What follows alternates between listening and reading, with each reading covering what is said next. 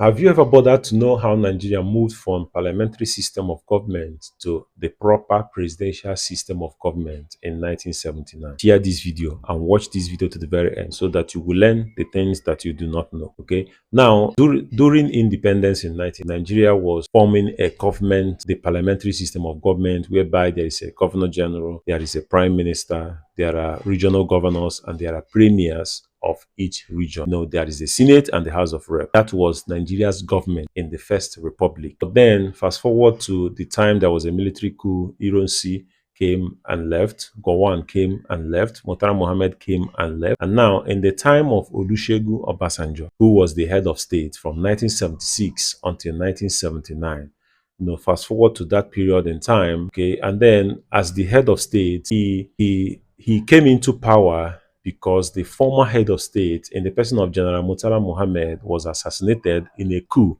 that took place on 13th of February 1976. And then after that coup, the coup plotters were arrested. Their leader was Colonel B.S. Dinka. Then there were other people like Brigadier General Elia Bisala. Then some of them were arrested and others were arrested. And then after questioning, it was discovered that the former head of state was the one that, that was backing them to conduct that coup so that he can come back to power, in the person of General Yakubu Gowon. And then remember that in 75, after the coup took place in July of 75, he left for Britain, and that was where he was. And then he was making his plans on how the coup was to be conducted so that he can come back to power. But then, after Obasanjo arrested those coup plotters, they were court-martialed and they were executed. Information came, and what the head of state, in the person of Olusegun Obasanjo, did was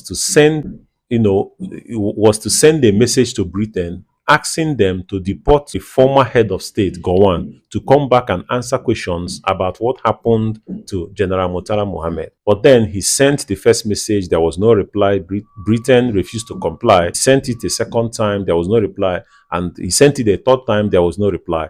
Now, what Obasanjo did was very, very, very, very... Now, the next thing that Obasanjo did was to strip Yakubu Gowon of his rank in the military. He stripped him of his rank. He cut off all his pensions and everything that was related to him. And he didn't just stop there. He went further to cut off all business ties that Nigeria had with Britain before. Any ongoing business, any ongoing supplies that is moving from Nigeria to Britain, or from Britain to Nigeria, will be completed. And once that business is completed, there won't be any more business that will be conducted with Britain again. Okay. And then as Obasanjo cut the ties from Britain, he went ahead to invite the US president in those days, in the person of President Jimmy Carter. And then President Jimmy Carter arrived Nigeria in 1978. He met with Lieutenant General Olusegun Obasanjo in 1978. And after further discussions, the close political ties between Nigeria and the US increased.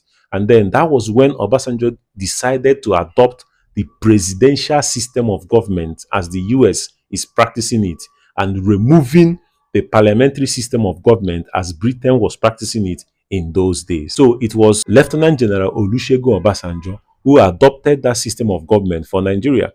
And then the subsequent elections that happened in 78 and 79 saw the president, Alhaji Shehu Shagari, elected as president, Alex Ekwueme as the vice president, and then the Senate president and the House of Rep. Know your history. Let me come and be going. But I will be in the comment sections to hear and to see your thoughts. Share your thoughts in the comment section.